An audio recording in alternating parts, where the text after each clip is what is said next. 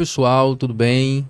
Estamos iniciando mais um episódio aqui do Nações Cast, diretamente de Petrolina, Pernambuco, aqui da nossa igreja Entre Nações.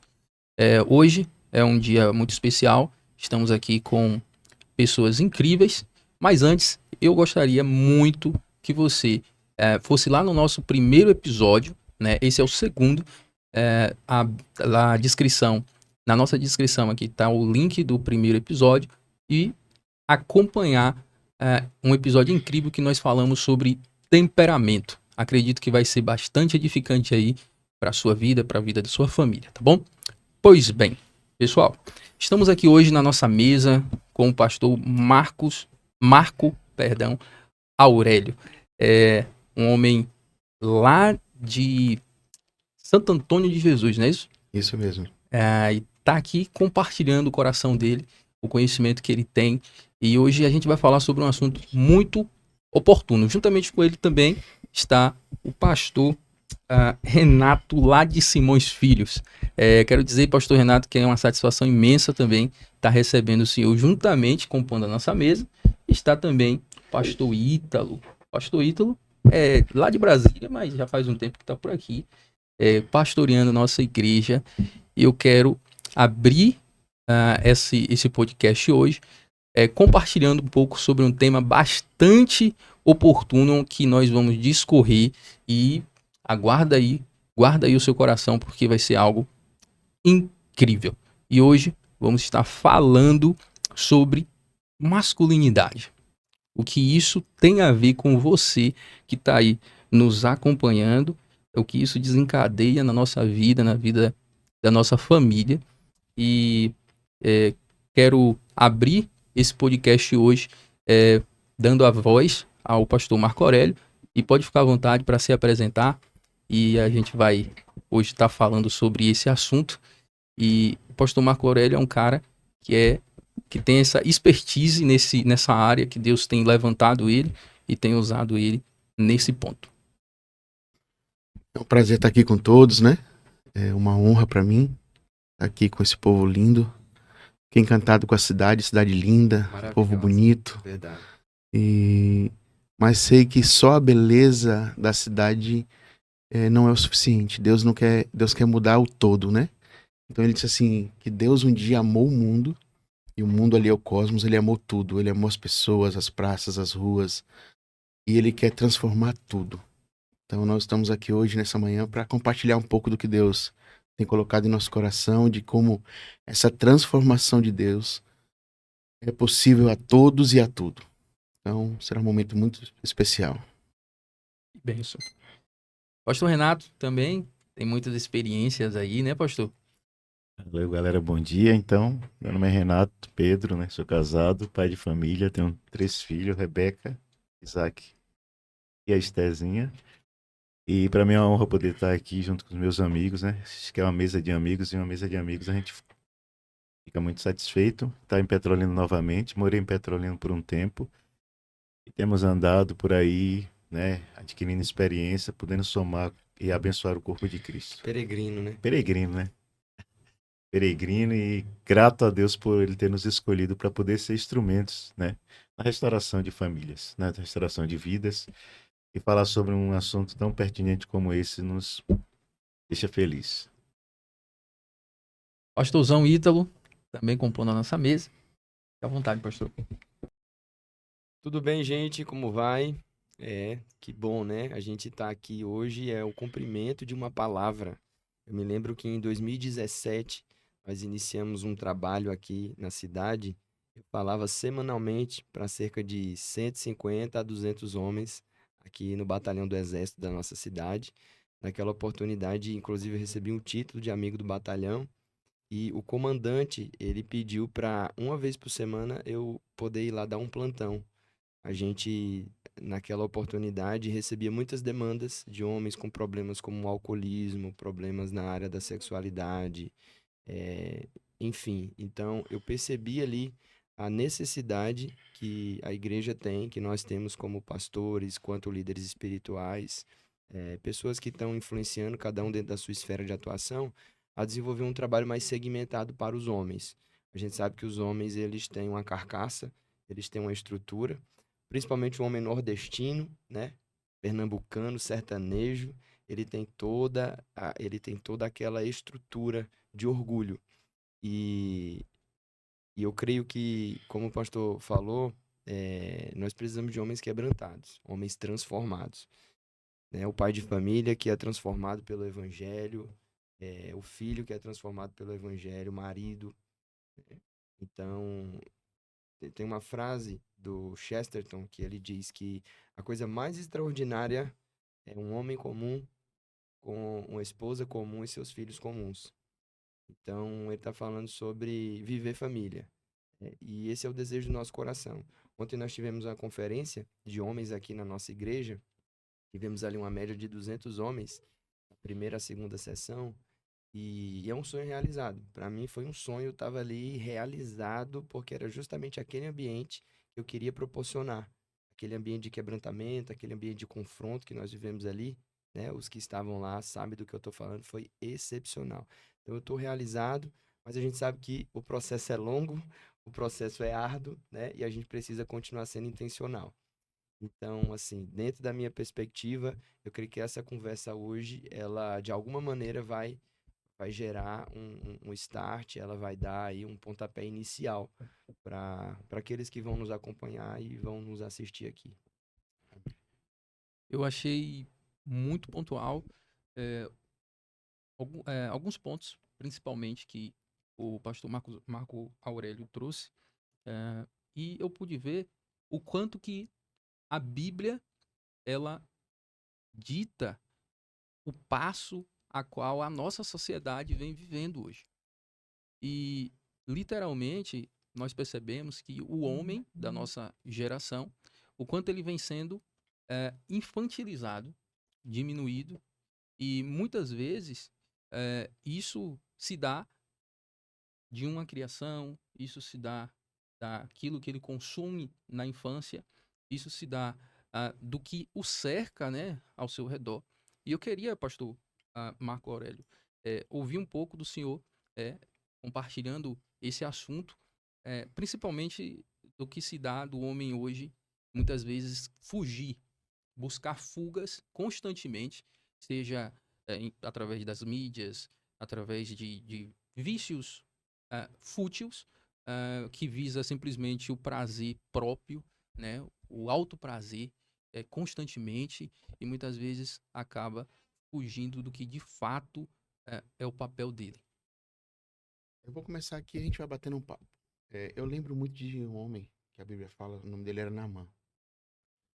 Naamã era um homem do exército e era respeitado, as pessoas batiam continência para ele, né? Mas quando ele chegava em casa, ele era só um leproso. Todo mundo andava com ele e ele era um general. Mas dentro da casa dele, ele era um leproso. Então, os homens de hoje, nós temos caminhado com uma geração que tem uma vida dupla.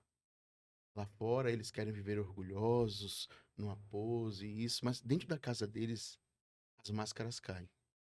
Então, quando você pergunta para a esposa dele quem é ele, a casa caiu.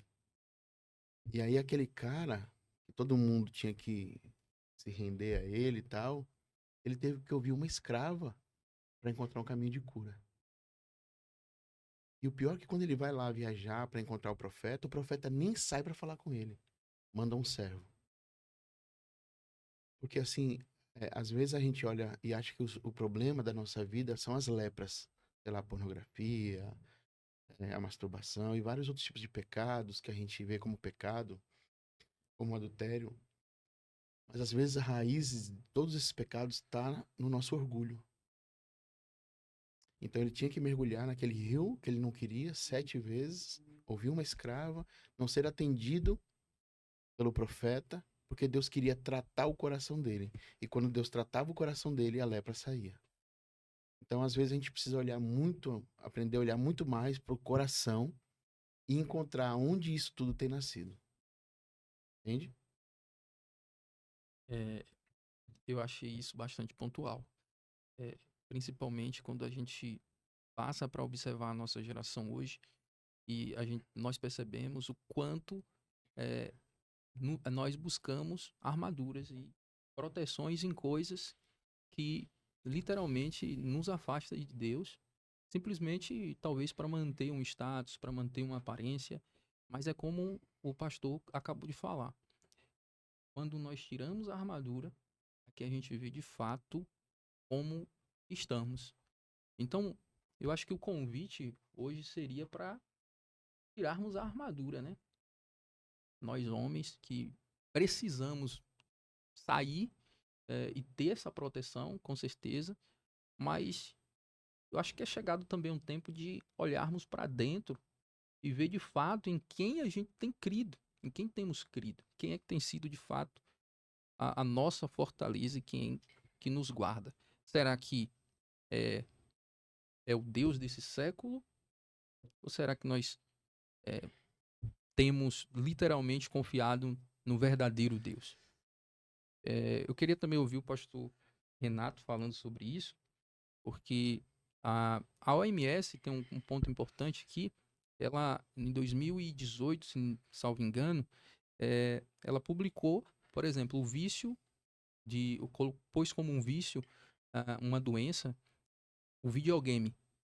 Nós vemos hoje muitos homens infantilizados, que gasta seu tempo, gasta sua vida, muitas das vezes, em videogames, em vícios fúteis, que isso eu percebo que acaba trazendo mesmo uma ideia de algo que não foi curado ainda na vida dessa pessoa, e ela acaba buscando essa fuga para fugir da responsabilidade. Amém.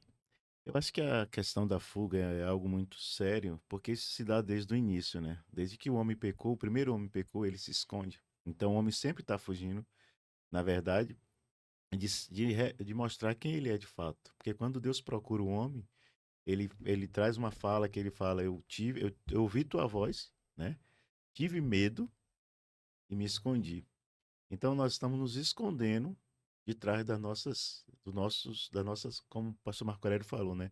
Das nossas fortalezas, das nossas armaduras. Folha de É figueira a folha lá, de é o figueira, trabalho do é o cara, né? trabalho. É o jogo de futebol, o cara é bom. Então isso aconteceu desde a origem. O cara perdeu sua identidade. Quando ele pecou, ele perde um lugar, uma posição. E a partir daí ele passa a fugir, né? Ele passa a fugir. O homem vive fugindo, errante, não assume isso, como a gente falou antes do podcast, ele não assume responsabilidade, a lei da responsabilidade, e aí ele fica procurando culpados para tentar justificar por que ele está fazendo aquilo, né? Então, por não ser homem de verdade, não ter uma identidade resolvida, ele prefere fugir, porque é mais fácil fugir do que assumir responsabilidade. Como a gente diz, né? É muito fácil você pegar, transar com 100, 200 mulheres, agora você ser homem para ser homem de verdade para sustentar uma mulher, para ser homem de uma mulher só. Então essa fuga, por causa dessa queda, desde a origem, causa esse desvaneio, essa desassociação de quem você é de verdade, né? E aí o homem fica infantilizado, né? Uma frase interessante que eu acho é crescer dói. Uma frase simples, né? E a pessoa não quer crescer, ele quer ser a vida toda menino, né? Porque é muito mais fácil ser menino. Não Porque o assume menino não responsabilidade. assume responsabilidade, né? Terceiriza a culpa, né? Terceirizar Às vezes a culpa é do diabo, a culpa. bota a culpa na esposa, a culpa é da igreja, a culpa é da política, da sociedade. A culpa nunca é É, do cara. porque enquanto você não entender que você precisa assumir a responsabilidade, você vai ficar procurando culpado. E quando você vive procurando culpado, você não se torna um homem maduro. Porque homens maduros assumem responsabilidade, né? E como diz por aí, né? Meninos fazem o que quer, homens fazem o que tem que ser feito. Eu acho que vai por esse caminho, né? Cara, e assim, o mais interessante dentro disso que o senhor acabou de falar é o quanto a gente percebe que essa fuga imediata é justamente por um prazer, muitas vezes, Momentâneo, momentâneo. fugaz, é rápido. Então, o homem, ele tem isso já desde a queda. A natureza do homem, ela foi literalmente deturpada, né? Quando Adão, ele peca e vive constantemente em busca de algo que possa substituir aquilo que ele tinha, que era a presença de Deus. E, Ele, na verdade, ele caiu por causa do desejo, né? A sim, Bíblia diz que ele tinha tudo lá e ele fez assim, a árvore era boa, né? Desejável. Então, o desejo talvez seja o nosso maior problema, o nosso desejo, o desejo da nossa carne, né? Então, a gente vive pelo desejo e não pela responsabilidade. E esse desejo acaba nos tirando da nossa posição, do nosso lugar. E aí interessante, Anderson, porque você falou sobre a busca desenfreada pelo prazer. Tem um estudo que fala sobre pessoas viciadas em dopamina, que eu creio que os senhores já devem ter visto. E ele faz uma relação muito interessante entre o açúcar, a imoralidade sexual, né? Porque são coisas que buscam prazer imediato, e as telas. Uhum. São coisas que, querendo ou não, elas dão uma sensação de saciedade, mas é muito rápido, Um falso porque prazer, um né? falso prazer. E aí você sempre vai tentar repetir aquela sensação para que você chegue de novo ao êxtase. Então nós temos homens hoje que estão caindo diante das telas, viciados em videogame, como já foi dito, né, viciado em telas. Nós temos homens viciados em açúcar, um estilo de vida altamente Uhum. destrutivo, busca imediata pelo Que prazer. aparentemente não é coisa, né? Esses pecados, né? São coisas que aparentemente é normal, todo mundo pode fazer. Então, mas a Bíblia fala que são obras da carne, Ah, né? tá certo. Glutonaria são obras da carne, né? O pastor Marco Aurélio ontem falou, eu achei muito interessante. As obras da carne são manifestas, as quais são. Então, são Sim. manifestações. A origem não está lá, é uma manifestação. O cara, ele come demais, ele tem um apetite desenfreado, é por algum motivo. Às vezes é estrutura de orgulho, às vezes é um trauma que não foi curado. E dentro daquilo que Marco Aurélio falou, é interessante porque assim, o problema é que você falou, tipo, a gente não está tratando com a raiz do problema, a gente está tratando com o Isso. que é superficial. Uhum. Aquilo que é visto, quando na verdade você sabe que tem uma raiz para que isso esteja acontecendo. Tipo, eu trabalhei muito tratando pessoas dependentes de crack, e aí alguns me diziam que quando eles usavam o crack, eu perguntava o porquê do crack, eles sentem o prazer como se fosse de um de uma gozada, orgasmo, né? orgasmo, né? Isso aí, obrigado. É Orgasmo para homens, tá? nove, Tá valendo. 9 meses, 9 vezes mais. Mas só que é muito instantâneo, muito rápido. Então o homem vive em busca do seu prazer. Cara, e É, como é uma geração viciada nisso. e essa galera do crack é assim, pastor. A primeira pedra é tão intenso que as outras pedras ele não usa, ele busca o primeiro prazer. Uhum. Então, aquele primeiro prazer, tanto que o pessoal fala assim, beijou a latinha, apaixonou. Por quê? Porque é um nível de prazer tão alto que ele não consegue mais ficar sem aquilo. Então, assim, essa geração infantilizada, ela só quer o prazer. Por exemplo, eu tô hoje tentando ajudar duas pessoas e ela parece estranho. Ela é viciada numa academia. Ela não consegue parar. Hum. Academia é uma coisa boa? Claro, muito boa. É o pai postiço, né? Mas usando tudo usado de forma errada Uhum. vai dar consequências erradas. Então o cara hoje malha 3, 4, 5 vezes ao dia e ele não consegue mais parar. Porque aquela endorfina que gera, ele se alimenta daquilo. Se alimenta Tem disso. um outro rapaz lá na igreja que ele é viciado em adrenalina. Meu Deus. Então ele agora comprou uma moto, todo dia ele precisa andar de bicicleta e ele roda 400, 500 quilômetros ele já rodou de bicicleta. E ele não consegue parar. Porque aquilo ali é uma prisão e ele não percebe. Você entrou nesse assunto de academia, eu acho interessante ouvir alguém falar esses dias. E hoje nós estamos vivendo uma geração que está no culto ao corpo. E se você parar para pensar sobre isso, você vai entender, você vai ver que os homens de Roma, da Grécia Antiga, Isso aí. você olha para as estátuas dele, eles endeusam o corpo. Então nós estamos voltando para o mesmo lugar. Isso é muito perigoso, né? A gente está pensando que só em pecados que são de moralidade, mas são pecados como esse que a gente, como o pastor Italo acabou de falar, né? Eles estão sendo manifestos, talvez de outra forma. Isso. E corroborando com isso aí que estamos compartilhando aqui, 1 Coríntios 6, 12 diz o seguinte: todas as coisas me são lícitas, Uhum. mas nem todas as coisas convêm. Todas as coisas me são lícitas, mas eu não me deixarei dominar por nenhuma. No versículo 13, na parte B do versículo, diz assim: mas o corpo não é para a fornicação, senão para o Senhor, e o Senhor para o corpo. Dentro desses pontos que estamos compartilhando aqui, o que eu acho mais louco, né, é que o apóstolo, ele tratando desse ponto, ele traz isso de uma maneira totalmente diferente. De que coisas lícitas, que são lícitas dentro da nossa sociedade, que não é visto como algo fora da lei, por assim dizer, isso, muitas vezes, nós acabamos construindo um ídolo e tipo, o crack é algo que é contra a lei, é algo que todo mundo já tem um certo pavor, então eu não vou me viciar no Sim, crack. sim. Só que muitas vezes é a mesma dopamina que o crack, que o usuário do crack sente, é o mesmo sentimento e a mesma sensação que o cara que é viciado em videogame, o cara que é Cara, viciado telas. em Cara, telas, telas. Já estudos sente. comprovam que as telas, O elas... cara que é viciado em açúcar, em academia e Sim. etc., sente. Tem gente Uhum. que tem isso literalmente da mesma maneira e perspectiva. A questão da abstinência, por exemplo. Tem pessoas que sofrem uma abstinência absurda se ficar sem tela, se ficar sem o açúcar. Que a gente sabe que a substância do açúcar ela é comparada com a substância da cocaína, por exemplo. É isso aí. Então, É isso aí. Mas sabe o que acontece? Eu acho que o pastor Marco Aurélio falou disso ontem. É, o homem, ele precisa se responsabilizar. E o que é que o faz crescer? A dor. A dor. O homem, ele tem que carregar uma Sim. carga. Ele tem que conviver com a contradição. E aí a nossa geração, né, muito infantilizada, mimimi demais, a gente não consegue mais conviver com a dor, com a pressão. Então, por que tantos homens hoje com ansiedade, com depressão?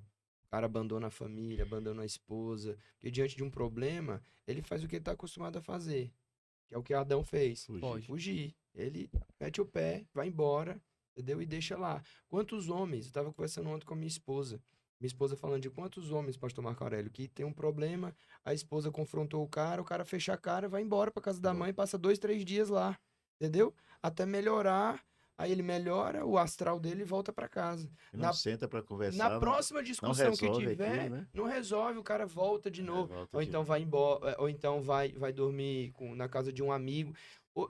Eu ouvi de um cara que era membro lá da igreja.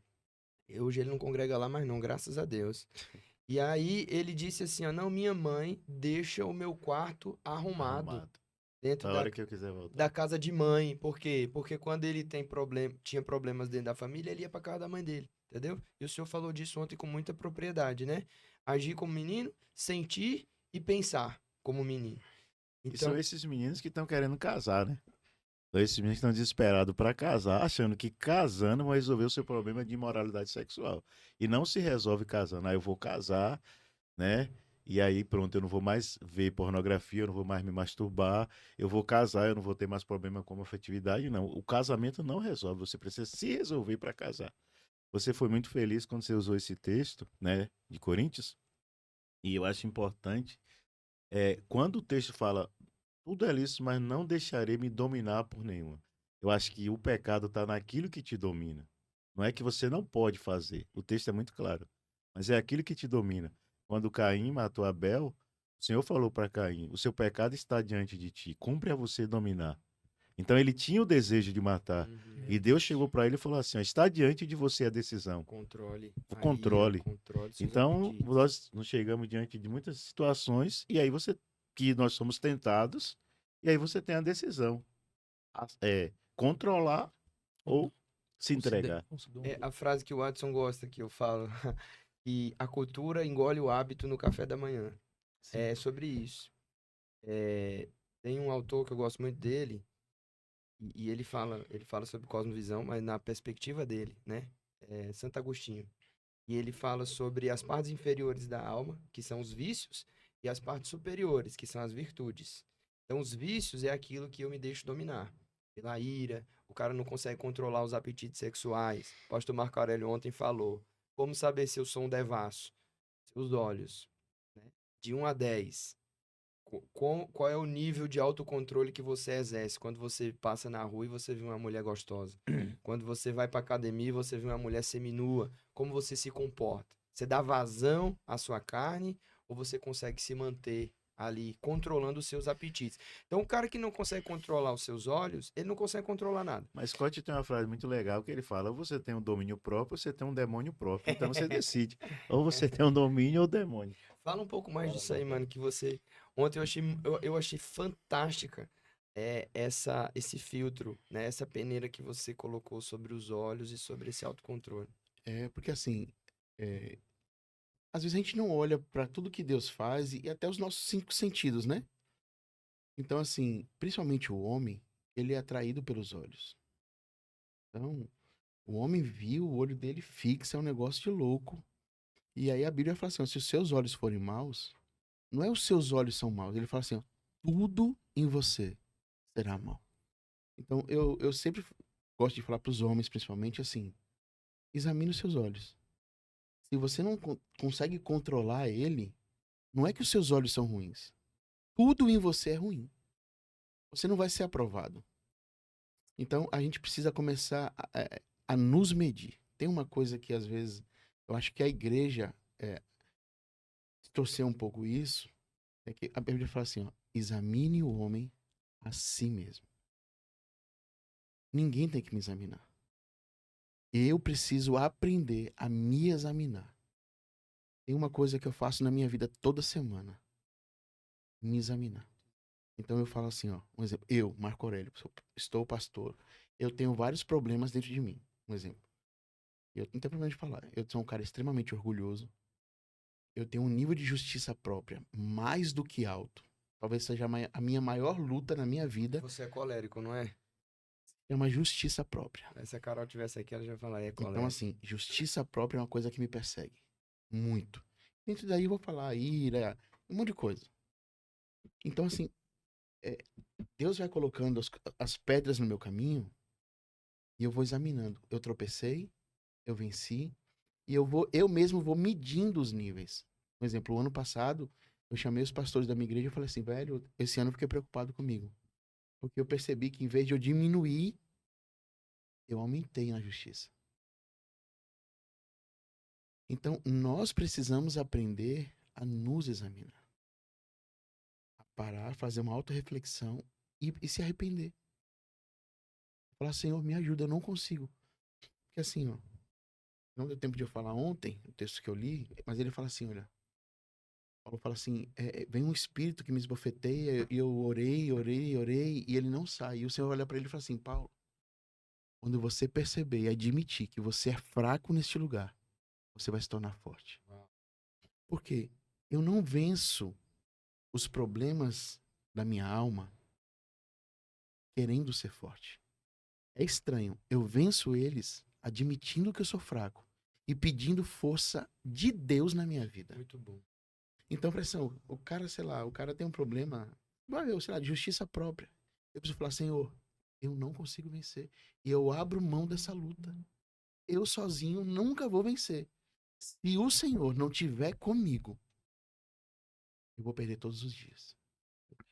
Então, neste lugar, eu preciso depender de Jesus todos os dias.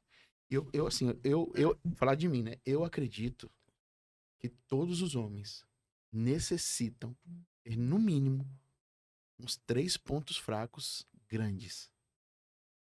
Por quê?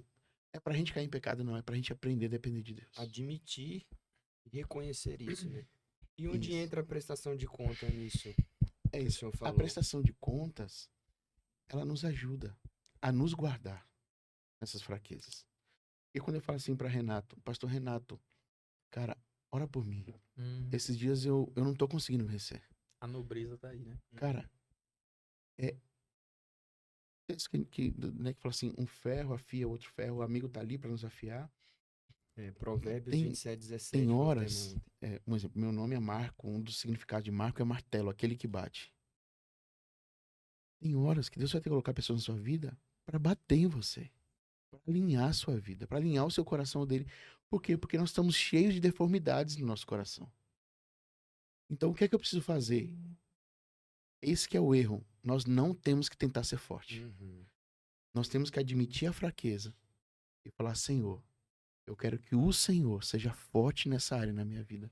Porque se o Senhor governar a minha vida neste lugar, eu Vou vencer. Até porque o poder de Deus se aperfeiçoa nas nossas fraquezas, né? Isso aí. Não é nossas forças. É uma das coisas que Você mais, tem que conhecer elas e É, admitir. admitir. uma das coisas que mais chocaram do berço que eu nasci no evangelho foi justamente isso, porque da igreja onde eu vi, né, a, uma das coisas que era mais latente era que eu tinha que ser forte. É forte. Não pode demonstrar fraqueza, né? O obreiro, ele tem que ser oculto nas suas fraquezas. Então, assim, l- fraqueza aqui não. Então, o camarada tava dilacerado, tava que nem um Namã, sabe?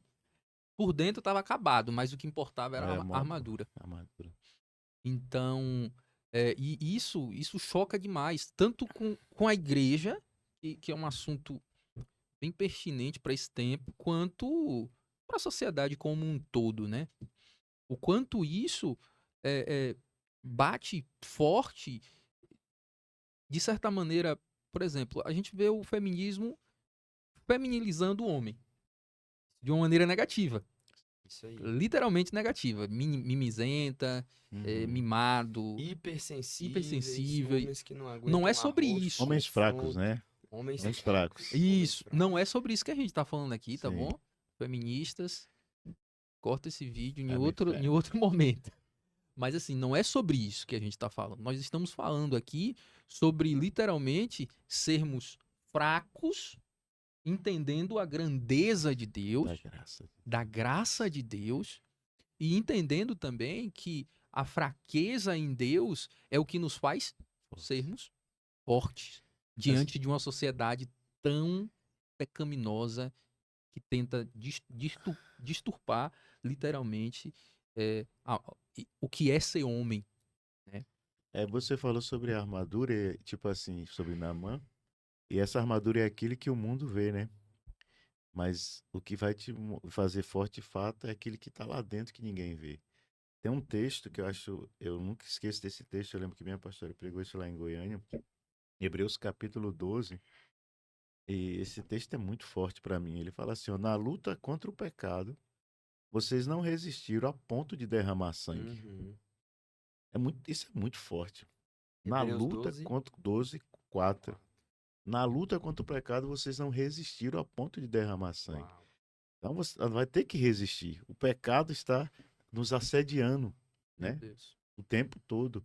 E vai ter momento que nós vamos ter que resistir. Eu lembro uma experiência que eu tive. Eu estava no Rio Grande do Sul, fui fazer um casamento, né? E aí eu estava voltando para casa sozinho.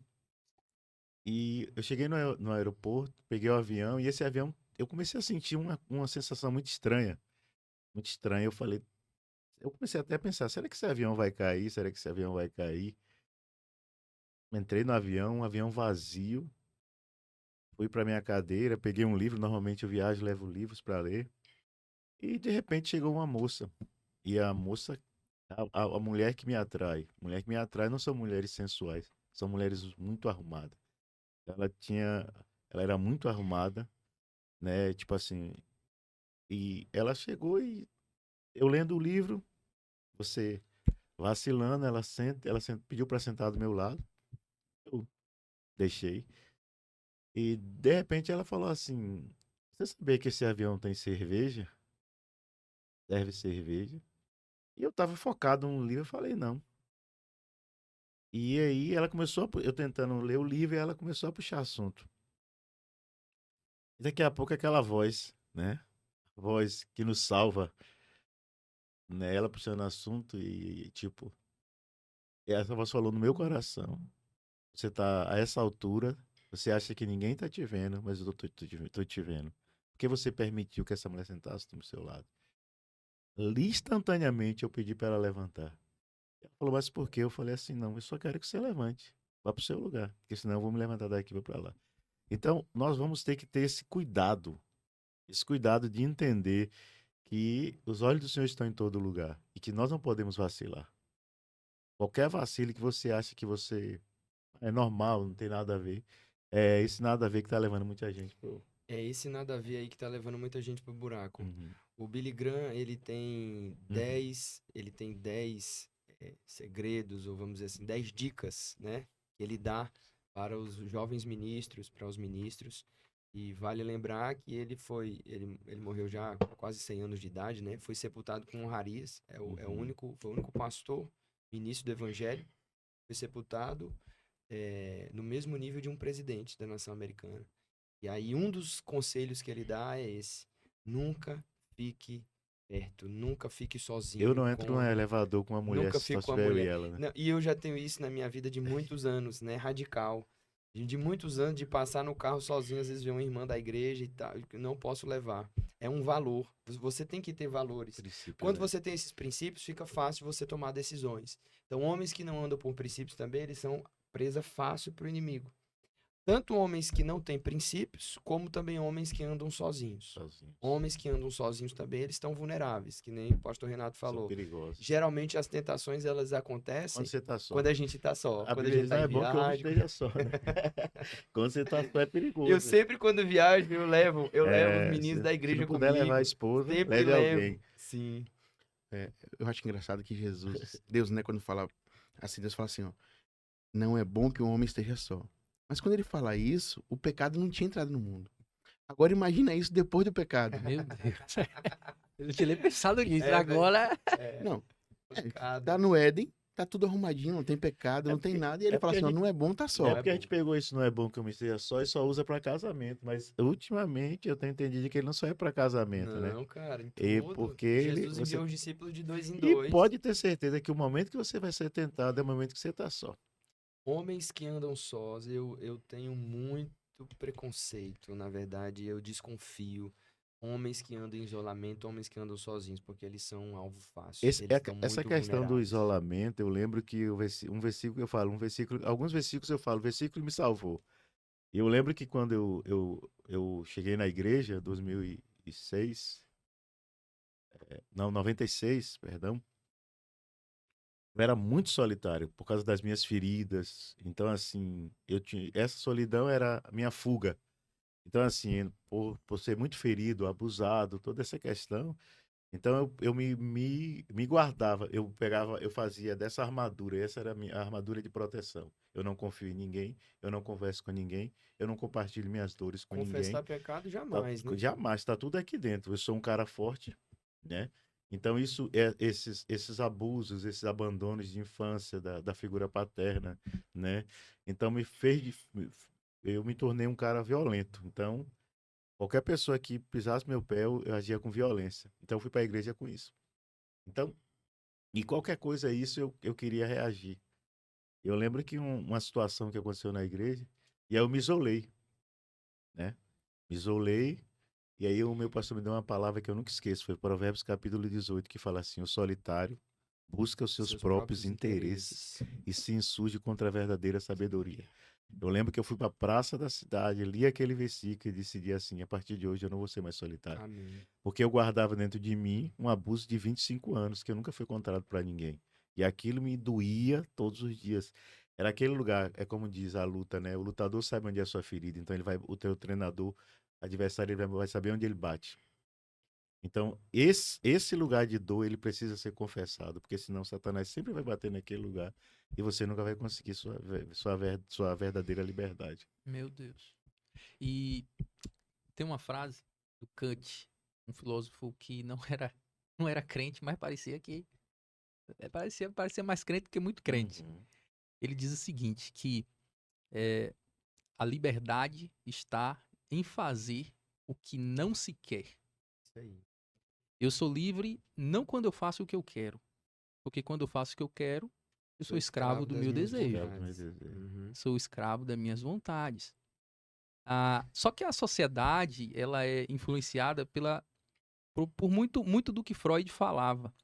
E Freud, ele dizia que o homem, ele precisa aflorar os seus instintos. Em parte, isso é verdade, só que os instintos do homem é um instinto caído. É um instinto que revela literalmente aquilo que estava lá na Torre de Babel. O homem sempre buscando o seu bel prazer. Só que isso que Kant fala eu acho muito interessante e é bíblico, sabe? Porque a palavra do Senhor, ela diz que nós temos que mortificar todos os dias a nossa Uhum. carne. Por quê? Porque se eu não mortifico ela, logo eu sou escravo dela. Logo eu sou escravo dos meus desejos e da minha vontade. Então, há esse conceito na nossa sociedade que nós precisamos buscar o prazer a custo de qualquer coisa. Passando por cima de qualquer coisa. Sendo infiel, seja a amizade, a esposa, aos negócios, simplesmente para ter essa sensação da dopamina, Uhum. essa febre que tava aí dos jogos, como Tigrinho, não sei o quê, e essa polêmica toda que norteia por Ixi. esse tempo, não é sobre o ganho, é sobre a sensação, Prazer. o prazer. Então o cara, ele não liga mais se ele perde 10 Ele ganha, mil, se ele se ele perde. ganha 10 mil, se ele ganha 100 mil, Se ele tá debaixo do se ele viaduto, tá... se ele Nada. vai perder a família, Ele vive de forma ele vive inconsequente. Ele só o seu vive de prazer. forma a seu bel prazer. E o vício é justamente isso. De quando a gente acaba construindo essas torres, essas fortalezas no nosso redor, dentro da gente, que acaba desencadeando só literalmente desgraças ao nosso redor, é a mesma coisa. O que diferencia um camarada desse para um cara que usa crack, por exemplo? Sim, sim. Para o cara que usa. Para o cara que está viciado em algo que é É. visto na sociedade como ilícito. Ilícito. Uhum. Sabe? Então esse é o ponto Eles são que... pecados socialmente aceitos. Deixa eu só citar um texto em cima do que você falou. Olha como alguns homens eles têm a capacidade de ser covardes. Isaías 39 fala sobre a história de Ezequias. E aí vocês sabem, né? Ele pega os homens da Babilônia, leva para o seu palácio, mostra os seus tesouros. E aí Isaías vem e traz uma palavra para ele. Isaías 39:5 ele diz: Ouve a palavra do Senhor dos Exércitos. Eis que virão dias em que tudo quanto houver na tua casa e o que entesouraram teus pais até o dia de hoje será levado para a Babilônia. Não ficará coisa alguma, disse o Senhor. Até teus filhos que procederem de ti, tu gerares, tomarão, para que sejam eunucos no palácio do rei da Babilônia. Aí você pensa, um cara que tá ouvindo uma sentença dessa, ele tem um histórico, né? Uhum. Porque ele foi um grande homem de Deus no passado, ele é o cara que fez uma reforma social, agrícola. Ele é aquele homem que quando Isaías, há 15 anos atrás, Isaías trouxe uma palavra para ele, disse, põe a tua casa em ordem, ele se vira contra a parede e se humilha. Pede perdão ao Senhor e ora, e Deus dá para ele mais uma oportunidade. Só que agora, olha o que ele diz no verso 8. Então disse Ezequias a Isaías: Boa é esta palavra que disseste, pois haverá paz e verdade nos meus dias. Quer dizer, um cara que está disposto a buscar o seu sucesso, o seu conforto, em nome, infelizmente, passando o boleto para a próxima geração, quer dizer, usando os filhos, né? Ele não está preocupado com o que vai acontecer com a sua descendência. Ele não está preocupado que os seus filhos vão ter que pagar esse boleto. É semelhante àquele cara que usa a esposa como um escudo de proteção. Mas acho que isso tem muito a ver com aquela questão da falta que você não resolveu os seus poréns, né? Marco Aurélio falou de Neemias, de Naamã. Eu gosto muito de falar como é o nome dele lá, do Jefté, né? Às vezes que Jefté era um homem valoroso, de guerra, mas porém era filho de uma Filho de prostituta. prostituta. Então o problema está na raiz. A crise dessa sociedade está na raiz. São os seus poréns. Quais são os seus poréns? Enquanto eu não resolvo os meus poréns, eu vou continuar doente. E aí eu estou disposto a sacrificar o que for para que a sociedade me veja como um homem de valor. Você vai ver que há uma discussão que Jefté sacrificou sua filha, né? Diz que ela até pede para ir para a virgindade. Mas esse cara sacrificou sua família. Ele faz um voto. Ele fala assim: se ele vai expulso da sua cidade, né? Ele é expulso da sua casa, ele é expulso da sua Vira família, chefe de uma gangue. vira chefe de uma gangue, ele vai para um lugar chamado Tobi, né? Que aí chama Terra dos Marginalizados, e diz que homens levianos se juntam a ele. Ó, como um abismo puxa Um o outro, né? abismo puxa outro. Você vai para um lugar de homens levianos, de pessoas que não têm valor. E daí há uma guerra contra Israel, e os anciãos vão buscar Jefté. E ele faz um acordo. Se vocês me levarem eu ganhar, vocês me botam como líder de vocês. E aí nós vemos hoje dentro das igrejas muitos líderes que eles estão perdendo sua família e sacrificando seus filhos Meu Deus. para ser visto como alguém de valor. É isso. E ele fala, e aí depois ele vai e faz um voto com Deus. Se o Cara, Senhor mas me é der muito- vitória nessa É guerra, muita covardia, né? é muita covardia. Ó, Mas é em busca do Do sucesso. sucesso, né? eu recentemente tive uma situação sério com o cara. Assim,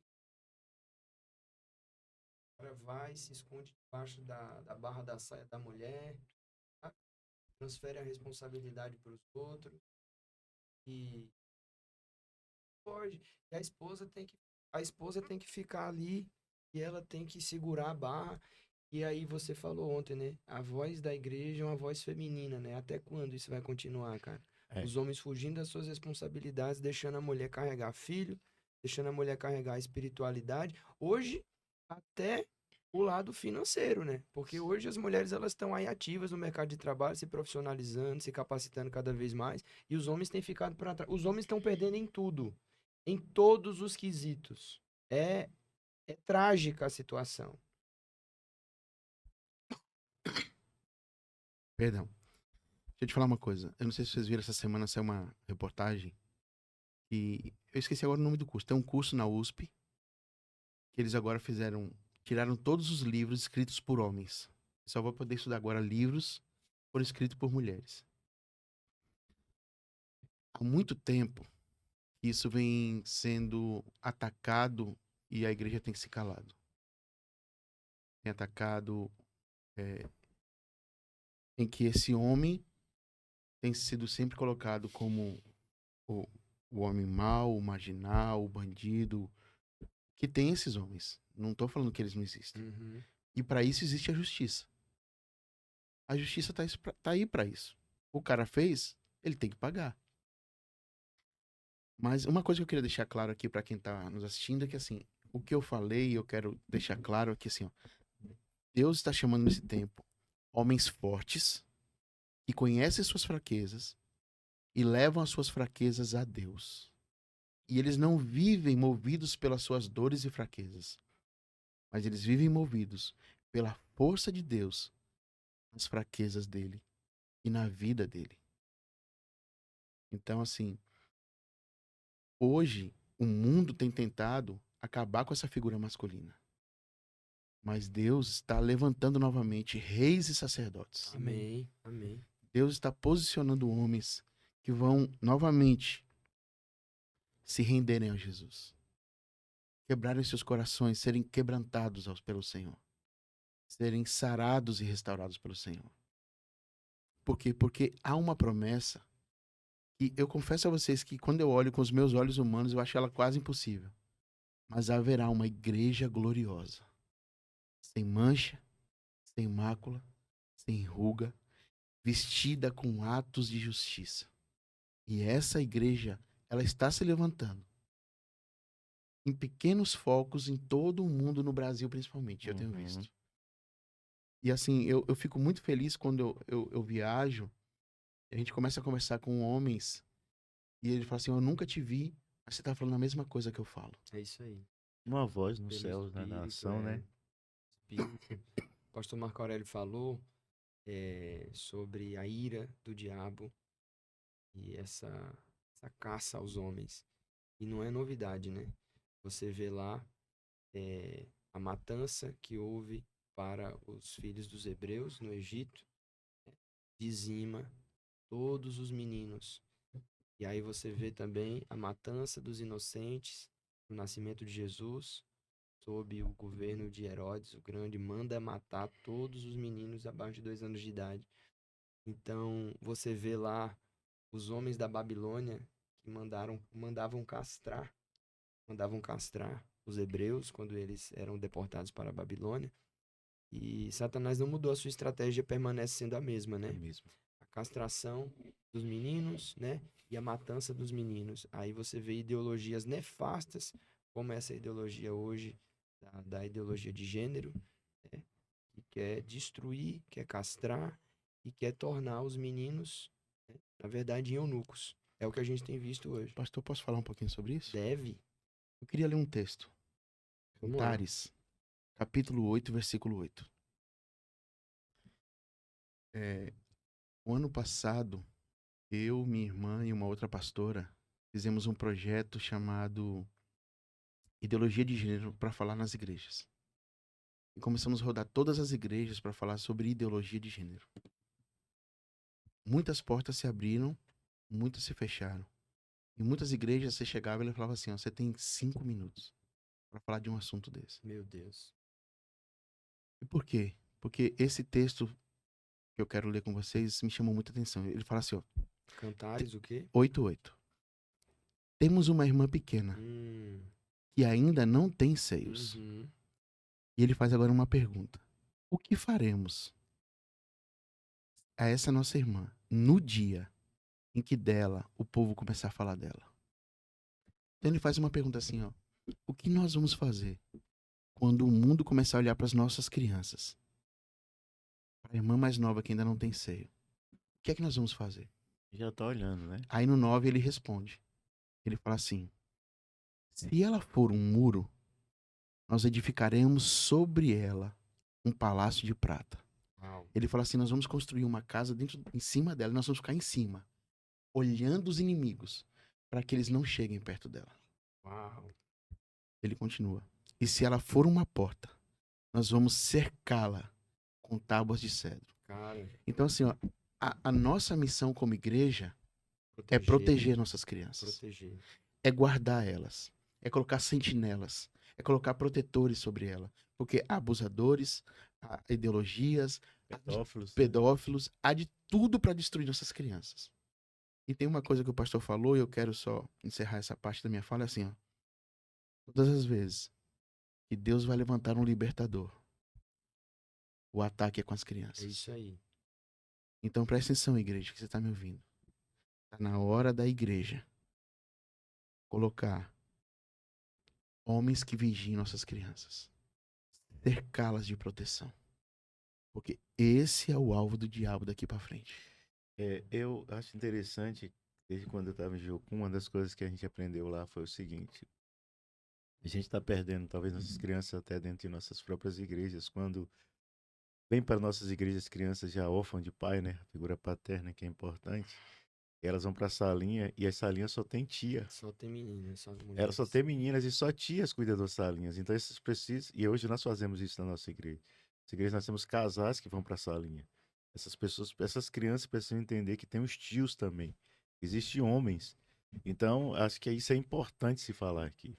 Coloque homens de caráter, homens experimentados, homens que você conhece para ir para a salinha, né? Hoje nós temos E homens bíblicos, homens né? bíblicos, Homens com certeza homens bíblicos, maduros. que vão se compadecer e vão representar. E hoje, graças a Deus, nós somos uma comunidade pequena, mas graças a Deus, nós temos 2 homens que são acompanhados, discipulados bíblicos, eles estão na salinha nos domingos, tomando conta das nossas crianças. E outra coisa que eu queria falar aqui, antes que eu esquecesse, eu lembro, o pastor Marco Aurélio falou sobre a questão de que o homem ele é muito pego pelo que ele vê, né? Eu lembrei de uma situação até que foi quando eu fui ministrar na sua igreja.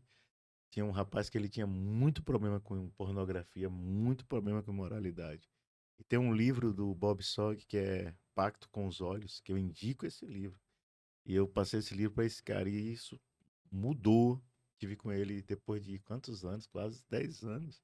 Ele falou, pastor, como aquele livro mudou minha vida e me fez vencer. Então, nós temos que ter esse cuidado, né? Cara, fantástico. Você vai falar? Não, pode falar mesmo. Cara, eu achei isso muito legal. Eu nunca tinha visto isso nesse texto sobre a proteção. Sim, E aí vale a pena falar que a proteção é uma das funções do do homem. homem. Nós entendemos que existem mulheres que infelizmente foram desamparadas e elas hoje têm que fazer a função de um pai. Mas esse não é o projeto original de Deus. O projeto original é um homem protegendo a sua família. O Senhor colocou Adão no jardim e disse para ele cultivar e guardar o jardim. Gênesis 2:15. Por que Deus coloca ele como um guarda? Porque havia um perigo iminente. Então, um homem que não está posicionado, ele deixa a família vulnerável. E aí a gente vê dentro, você pode falar disso com muito mais propriedade do que eu, a quantidade de meninos e meninas abusados, primeiro o pai, né? Depois vem o padrasto, depois vem os familiares, mas geralmente são crianças que estão dentro de uma família disfuncional. Eles estão muito vulneráveis e suscetíveis ao engano, ao ataque do inimigo nessa área, da sexualidade. E a peça-chave, nós sabemos, nós que somos pastores de igreja, nós sabemos. A peça-chave é o quê? A peça-chave é a falta de paternidade. Não tem um pai presente lá, não tem um homem que está guardando a sua família, não tem um homem que está ali protegendo a sua casa. Desprotegido, eu tenho 2 exemplos muito sérios que eu ouvi. Eu lembro de um rapaz que eu conheci no Rio Grande do Norte, que ele era homoafetivo. Ele falou pra mim assim, um dia, chorando comigo, ele falou assim, pastor, essa nunca foi a vida que eu quis. Nunca foi a vida que eu quis. Uhum. Mas sabe por que eu entrei nessa vida? As palavras dele. Quando eu era pequeno, eu ia pra missa e o padre me abusava. E eu falava pra minha mãe e minha mãe ainda me batia, Meu né? Deus. Então, e ele começou a vir na nossa igreja, frequentar, e um dia ele chegou pra mim e falou, pastor, eu não venho mais na igreja. E eu falei, por que você não vem mais na igreja? Ele chorando, muito triste, ele falou, eu amo muito o Senhor, amo muito a igreja. Mas o meu problema com criança é muito sério. Eu tô começando a sentir algo por... Ele tinha uns 30 anos, um desejo de pegar, ele chegou ao ponto de pegar um menino de 12 anos da igreja e ir para a sorveteria. Ele falou assim, pastor, eu não fiz uma besteira, porque como o senhor cuidou de mim durante esses 3 meses que eu tô vindo aqui, eu não tive coragem. Então, a partir de hoje, eu tô dizendo pro senhor que eu não venho mais aqui. Molestar, né? Eu não molestei essa criança. E- E aí, outro assunto da minha cidade, né? De um rapaz que conversou comigo. Nesse caso, já foi um pastor de igreja. E abusou dele na infância, dentro da igreja. E ele contava para a mãe dele, e a mãe dele batia nele. E hoje ele odeia a igreja, graças a Deus ele não teve essa situação de homoafetividade, mas ele odeia a igreja porque ele foi abusado dentro da igreja pelo pastor. E esse cara dizia para ele que ele tinha que fazer isso porque ele tinha a baba santa. A baba santa é quando ele fazia sexo oral com a criança. Tá entendendo? Meu Deus. E agora até a esposa desse cara largou ele que descobriu vários Meninos e vários órfãos, né, abusos. Renato? Meninos órfãos. Mas por quê? Os meninos desprotegidos. Desprotegido. Tá, deixa eu. O assunto virou um pouco, mas vamos embora. Virou. Tem uma pergunta que eu sempre me fazia. Era assim: como é que pode um cara que sofreu um abuso vira um abusador? Virou um abusador. Como é que um cara que virou, por exemplo, o cara viveu um abuso sexual e, sei lá, ele se torna um homem afetivo. Aquilo que ele odiou, ele começa a amar aquilo. E essas foram perguntas que eu não achava resposta. Mas eu queria ler um texto. Jó, capítulo 3, versículo 25.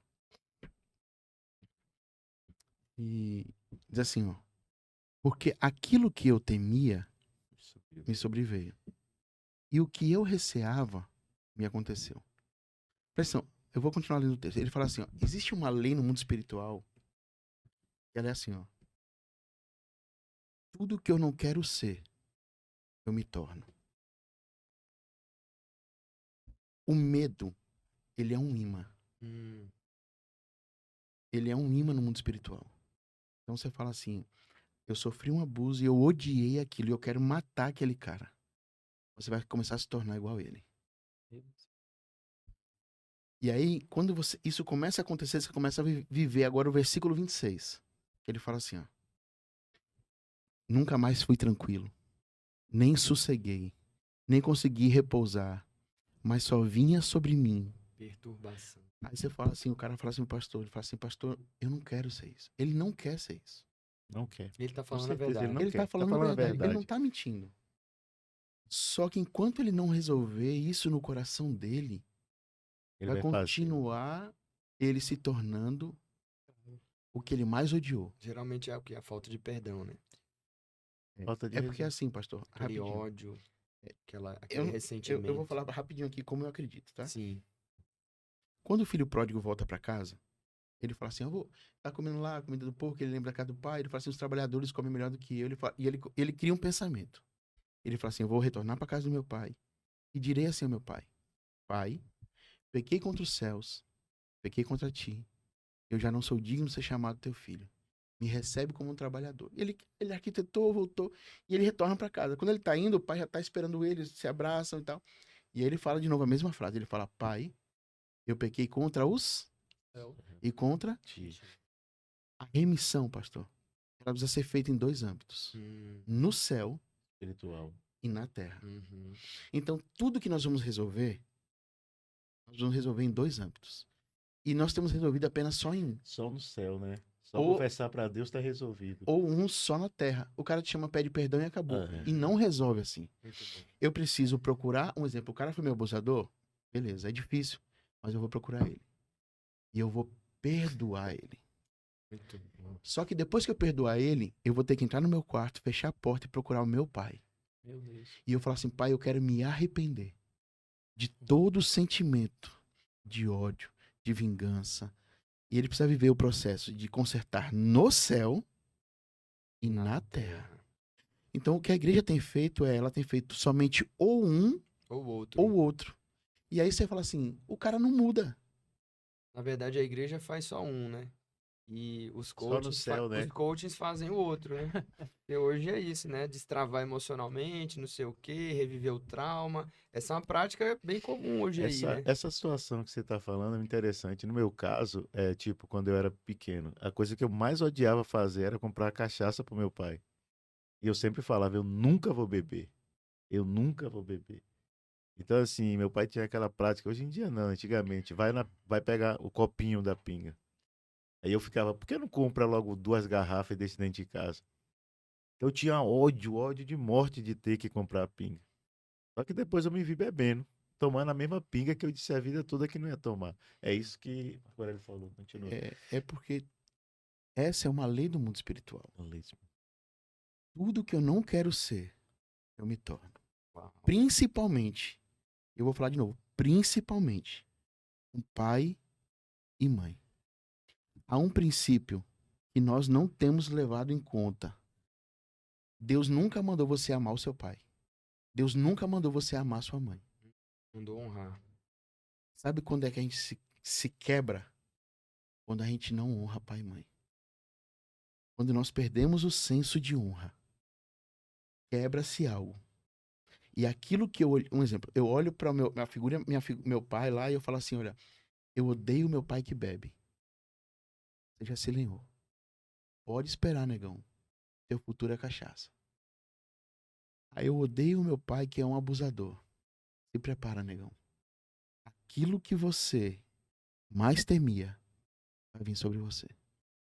Nós não podemos quebrar princípios de honra com pai e mãe de forma alguma. Jesus não falou assim, a Bíblia não ensina assim, ó, honra teu pai se ele for bom. Honra tua mãe se ela for boa, não. Ele fala assim, não importa se eles são bons ou ruins. Honre eles. Honre eles, porque isso vai acrescentar vida a você. Pastor, rápido. O que seria essa honra? Por quê? Eu acredito que muitas pessoas que estão assistindo devem estar se perguntando isso. Porque Uhum. assim, a- por assim, quando a gente observa, né, o contexto do mundo, é, a gente se pergunta sempre o que é essa honra? Porque como o senhor bem colocou, a Bíblia não manda amar, mas ela deixa claro que devemos honrar. O que seria essa honra, simplificando? Porque assim, o óbvio ele precisa ser dito. É isso aí. Eu Então creio assim, assim também. eu vejo, isso é uma coisa que tá na cara, porém muitas pessoas às vezes entende o princípio da Na honra como bem prática, quer. na prática, Na eu já prática. perdoei e Isso. tal, e agora como eu posso honrar? Como eu posso honrar, ainda que esse cara tenha sido um crápula, um canalha, ainda que minha mãe não Um tenha me abusador, amado, né? um E é abusador. importante falar das mães, porque dentro do aconselhamento a gente percebe, tem muito se falado na igreja brasileira sobre a relação com o pai, mas tem muitos filhos, homens e mulheres também, que têm Filhos, muitos claro. problemas com as mães. Pastor, eu vou contar uma historinha aqui bem rápida. Tentar ser bem rápido, que o tempo tá. Tá, não. Imagina que a gente tivesse, sei lá, no meio do Covid de novo, Uhum. e o mundo tivesse numa crise terrível, tivesse todo mundo morrendo de fome. Literalmente. As pessoas estão morrendo e agora de fome porque não podem trabalhar. estamos vendo aquela loucura de novo e tal.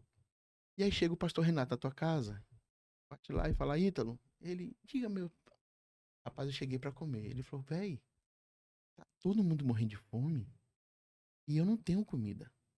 Aí você chama a tua esposa e fala, mulher, tem alguma coisa? Ela fala assim, rapaz, a gente tem aqui metade de um pão, que é pra tu comer a metade e a outra metade, e nós vamos morrer de fome. Aí o pastor Renato senta na mesa e fala, não, essa metade do pão inteira, eu quero que você passe manteiga e me dê. Aí Ítalo fala, você tem quantos filhos, pastor? 2 filhos. Aí você fala assim, não, mulher, nós vamos dar pros nossos filhos. Aí Renato olha e fala assim, não, esse pão é meu. Véi, você ia mandar Renato, desculpa aí quem tá ouvindo, pro quinto dos infernos. É a comida do seu filho, não tem comida. Aconteceu na Bíblia isso, hein, gente? É isso. Assim foi o profeta Elias. Ele chega na casa da viúva e ela fala assim, eu tenho um pouquinho de farinha e de azeite. Ele fala, faz. Ela fala assim, eu vou fazer um bolo pro meu filho pra gente comer e morrer. Ele fala, não, me dá o bolo. Aquela mulher faz o bolo e ela dá o profeta. Sabe qual é o nome disso? Honra. Porque ela honrou o profeta, ele falou assim, agora você vai pegar todas as vasilhas. E eu vou orar. E tudo vai encher de azeite. Ele não fala só isso, ele fala assim, ó, procura dos vizinhos. E todo mundo vai ser abençoado porque você aprendeu o que é a honra. A honra, meu irmão, é um negócio tão tremendo que ela consegue parar Jesus. Parece estranho o que eu vou te falar. Jesus falou assim, ó, eu queria fazer milagres na minha terra e eu não pude. E ele fala assim, porque profeta não tem honra na sua terra. A honra ela é tão poderosa. Olha que loucura. Ela consegue roubar o que você não quer dar. Jesus está andando num caminho, a mulher com fluxo de sangue toca nele e fala assim, ó, alguém arrancou de mim virtude. A honra é algo mais que poderoso. Por isso nós temos que honrar pai e mãe. O que é honrar pai e mãe? Colocar eles no lugar que eles são merecidos. Independente. Ainda que não Independente. mereça. Ainda que não Ainda mereça. que não mereça. Eu tenho um testemunho sobre isso muito forte. Eu vivi um exemplo na prática disso. A minha sogra, ela foi abandonada pelo pai quando ainda era criança. E o pai se tornou um morador de rua. E ele, infelizmente, era um homem assim que se deixou vencer pelo vício do alcoolismo Uhum. e gerou um trauma profundo nas 3 filhas. E elas viveram a vida assim, né? Órfãos. Órfãos, né, de pai, órfãos de pai vivo, né, o que talvez seja até pior dentro do que a gente já Sim, com conversou, certeza. e vivendo com aquele fantasma. Ela relata que quando ela era criança, esse é um trauma também muito comum que eu já vi no aconselhamento, os pastores também devem ter percebido isso. Ela diz que quando ela ouvia o pai chegando em casa de noite, ela começava a dar disenteria, dor de barriga e se escondia debaixo da cama. Depois, já de adulta, ela fala isso com muita naturalidade, um testemunho dela, por isso que eu tô replicando aqui. Ela, quando estava ansiosa ou diante de alguma situação, ela voltava a sentir aquele sintoma da infância. Parecia que o pai estava vindo. E o que que aconteceu? Depois de conhecer Jesus, teve um encontro poderoso com Deus. Deus levou ela de volta para a cidade de origem, onde o pai dela morava perambulando, morador de rua. Não tomava banho, não comia, não cortava o cabelo. Ela cortou o cabelo dele, deu banho, colocou vestes novas. E o que é que ela fez? Ela levou pra morar com ela dentro de casa. O pai que nunca cuidou, que nunca. Ela cuidou dele na velhice até o dia que ele faleceu. Ela acordava de manhã, ela fazia o café dele, colocava na mesa. Ela dava banho, levava para a igreja. Então ela parou praticamente 12 anos da vida dela.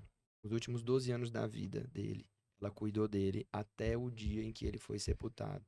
Esse, para mim, foi um dos maiores testemunhos de honra que eu já vi na minha vida. Tanto a minha sogra praticou isso, como também a minha mãe praticou isso com os irmãos. Minha mãe também teve uma história muito terrível, onde ela foi vencida também pelo vício e passou muito tempo no centro de recuperação e a família rejeitou. Depois que ela foi restaurada, Deus trouxe ela e ela cuidou dos irmãos que o rejeitaram, que a rejeitaram. Até hoje ela cuida de uma tia minha que Uhum. tem Mas esclerose. essa que é a esperança dos últimos dias, né? A reconciliação do coração dos pais com É, os eu filhos. digo assim, a Deus honra, cumprindo um princípio, sim, né? sim, a honra é uma coisa prática. Prático. Por exemplo, é você cuidar na velhice, é você dar um teto, é você dar um prato de comida, sabe? É você ir na festa do aniversário, é você Mas só mandar uma faz isso quem é mensagem. resolvido, curado, Tem né? que ser Tem que ser curado, tem curado que para ser poder curado. fazer isso, senão não faz. Eu Chega. queria, né, discorrer nesse último ponto, que eu queria ouvir um pouco de cada um de vocês, ferramentas. Queria que vocês literalmente dessem ferramentas para quem está nos escutando aqui, para quem está acompanhando esse podcast, de como lidar com a causa e como lidar também com a consequência. Porque tem coisas que já é tarde demais. Tem coisas que não tem como a gente refazer, reestruturar, não tem Sim. como voltar no tempo, já aconteceu. E como evitar a causa de futuros traumas e pessoas mal resolvidas, principalmente falando para homens, né? Pessoas que a causa de um abuso, a causa de uma situação que desencadeie traumas na vida do indivíduo, trazendo problemas para a sociedade, famílias disfuncionais. Como a gente lidar com a causa, lidar com a consequência, sabendo que existiu uma causa que muitas vezes a gente não pode voltar lá no tempo para reescrever a história, e como evitar, literalmente, que causas aconteçam dentro da igreja, dentro da sociedade, família, por assim, por aí, por diante. Vamos lá. Eu vou começar aqui só abrindo, vou deixar os dois pastores falar mais agora. Tem uma coisa só que, não sei se eu penso um pouco diferente e tal, mas beleza. Eu não acho que o que aconteceu, aconteceu. Tudo tem um propósito. A Bíblia fala assim que todas as coisas, boas ou ruins, cooperam para o bem daqueles que amam a Deus. Então, assim, eu sofri um abuso, é terrível. O que é que eu preciso fazer, pastor? Eu preciso voltar lá e encontrar Jesus dentro daquele abuso. Essa é a cura. Encontrar o Cristo dentro da minha dor. Parece estranho isso e difícil. Parece estranho. Mas o pastor Renato sabe que a gente faz isso há muito tempo. Como nós já ajudamos pessoas a literalmente verem Deus dentro de um abuso. A verem Deus dentro do pior lugar da dor dela. Ela ter um encontro com Cristo nesse lugar. A Bíblia fala assim, ó, lembra-te de onde caíste. Então, eu tenho que viver no passado, não. Eu tenho que ir lá, encontrar Cristo e seguir a vida. E agora eu faço o quê? Deixando as coisas que para trás ficaram. Eu prossigo agora para o alvo. Quem é o meu alvo? Cristo. Então, muitas pessoas estão aprisionadas em um lugar de dor. Como é que eu saio dessa prisão? Jesus. Jesus é a única pessoa que pode nos libertar. Ele fala assim: se Cristo vos libertar, verdadeiramente sereis livres. Pastor Renato. Eu acho que, na verdade, e voltar ao lugar é importante, mas eu acho que a cura está no perdão. Né? Você vê que, como você disse, a gente não pode mudar. Tipo, eu fui abusado aos 6 anos, sexualmente, fui abusado aos 12. Todos os dias eu passo e vejo o cara que me abusou, né? Então, assim, é Cristo, né? Que vai te dar vai ser esse remédio da cura, né? Cristo, ele vai ser aquele que sara todas as nossas feridas. Isaías disse que ele já levou, né? Então, é que essa verdade que é Cristo te liberte e você vai ter que perdoar, né? Porque enquanto você não perdoa, você carrega o abusador, você carrega a dor. Então a cura está no perdão. E para que isso não continue, exemplo, eu decidi. Os meus filhos não viverão aquilo que eu vivi. Então eu me torno esse protetor. Eu me torno esse protetor. Meus filhos não dormem na casa de ninguém. Meus filhos não sentam, minhas duas filhas não sentam no colo de homem. Então são coisas que você vai, nem meu filho também. São coisas que você se torna esse protetor da sua família. Seu filho tem que saber de sexo por você, seus filhos. Ele tem que ouvir sexualidade pelo pai, não é nem pelo pastor. Eu sou o pai, eu sou o pastor da minha família. Eu não transfiro o pastoreamento da minha família para o meu pastor, É isso aí. sabe? Então, assim, eu falo pro pessoal da igreja lá, vocês são os primeiros pastores da casa de vocês. Tem coisas na casa de vocês que eu não tenho que resolver. Vocês que têm que resolver. Mas a cura está no perdão. E aí, para que essa ferida não continue se propagando por gerações, eu decido que meus filhos não viverão nada disso. Então eu me torno esse pastor, esse protetor, esse amigo, esse homem que coloca limites, né? É o tripé da paternidade que se fala: proteção, direção e limites. Limites. Meu filho tem que ter limite. Aí a gente vive num mundo que fala assim: o cara foi ferido, ele não teve muitas coisas, foi abandonado pelo pai, rejeitado, e ele fala assim: eu vou dar pro meu filho tudo que eu não tive. Seu filho não precisa de tudo que você não teve, seu filho precisa de limites. Seu filho não precisa de presente, ele precisa da sua presença. Eu acho que isso fecha, né? Fecha tudo que a gente precisa fazer para guardar nossa família, ser esse guardião. Muito bom, né? Além do que o Marco Aurélio e o Renato já falaram, eu acho que eu poderia acrescentar em que sentido? Ontem nós fizemos uma conferência aqui na igreja, né? Homens antifrágil, baseado em Provérbios 27:17. Assim como o ferro afia o ferro, assim é um homem para o seu amigo. Eu queria enfatizar a importância de não andar sozinho, de sujeitar a sua vida a alguém. A Bíblia diz em Jeremias 17:9 que o coração é enganoso. O coração ele é favorável a você, ele é propenso a você. Se você não tem ninguém que te confronta, e nesse caso não vale a esposa. Só nesse caso, tá? A esposa serve para muitas coisas, né? A esposa é a opositora, é aquela que Deus colocou ao nosso lado para ser o contrapeso, né? Para nos ajudar na tomada de decisão. Mas é muito importante você sujeitar a sua vida a outros irmãos, homens de Deus, maduros. Meu pastor ele tem uma frase e ele diz assim: você é a média dos amigos, dos mentores, dos livros que lê e dos ambientes ativadores que você frequenta. Então você é a média de todos esses fatores. Então, acho que sujeitar a vida é muito importante. Efésios 5:21 vai dizer: sujeitai-vos uns aos outros no temor de Cristo. Então, eu preciso encontrar homens de propósito. Eu preciso fazer parte de uma confraria, de uma comunidade, de uma igreja, de homens realmente bíblicos, tá?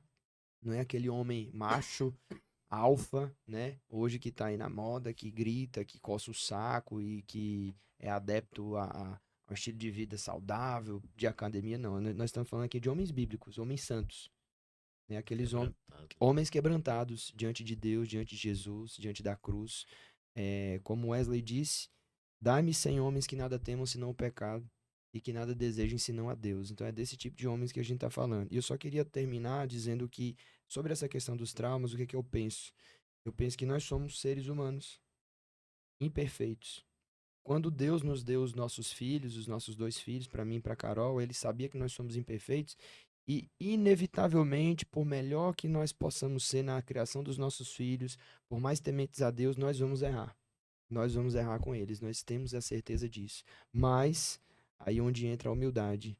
Cara, hoje a minha filha tem 3 anos de idade. Às vezes eu erro com ela e eu chego e falo: Olivia, perdoa o papai errou. Não era pro papai ter falado alto com você daquela maneira. Não era pro papai ter feito isso. Papai falou errado, papai fez errado. Então, nós tentamos criar com os nossos filhos um diálogo. Tentamos mostrar para eles que nós não somos super-heróis, que nós não somos pessoas perfeitas, mas que nós amamos a Jesus. Então, os nossos filhos nos veem pedindo perdão, os nossos filhos nos veem orando. O seu filho não precisa que você ensine ele a orar. Seu filho precisa ver você orando. Seu filho não vai precisar que você mande ele estudar a Bíblia. Seu filho vai estudar a Bíblia a partir do momento que ele vê você estudando a Bíblia. Uma das memórias afetivas mais poderosas que um pai pode gerar na vida dos seus filhos é os filhos verem o pai chorando diante de Jesus, quebrantado diante de Jesus. Essa memória é poderosa na mente do filho. Porque o menino olha para o pai, que é aquela figura protetora, forte, que traz a provisão para dentro de casa, e ele fala: meu pai é um homem que ama Jesus, meu pai é um Diante homem de Deus, ele quebrantado. é quebrado. Cara, isso é forte demais. Um dia desse, para encerrar minha fala, a Olivia chegou e falou para mim. A gente estava em casa conversando, aí a gente, de alguma forma, entramos nesse assunto, se o homem chorava ou não chorava. Aí ela falou assim: meu pai só chora na igreja. Entende? Cara, essa é a memória afetiva que eu quero pros meus Amém. filhos. Cara, muito bom. É, espero que a gente possa ter agregado bastante aí você que está nos assistindo, que está nos acompanhando. É, queria dizer que sempre vai haver investida, principalmente na figura masculina, porque sabemos que a figura masculina é que remete à figura de Deus, a figura do Senhor. Então, quanto mais a sociedade investir para tentar deturpar essa figura, mais e mais vamos ver uma sociedade afastada do Senhor. Então, o termômetro, isso eu aprendi com meu pastor Ítalo, o termômetro de uma sociedade sempre vai estar. Quer saber como essa sociedade está? Olha a cultura dela. Olha a música, a arte. Olha o contexto do que rege ela. Você vai saber o nível de espiritualidade que ela vai estar. E sabemos que a figura masculina, ela é cirúrgica nesse ponto. Porque quanto mais a figura masculina tiver deturpada diante da sociedade, dessa forma também a sociedade vai estar vendo quem o Senhor é. E fragilizada diante de todo o contexto. Então, assim, gostaria muito de agradecer a presença de vocês. Esse foi mais um episódio aqui do Nações Cast. Quero agradecer o pastor Marco Aurélio, o pastor Renato, nosso pastor Ítalo, por ter compartilhado nessa mesa aqui essa conversa tão produtiva. Espero que você possa estar aqui nos acompanhando no próximo episódio também. Até breve e Deus te abençoe.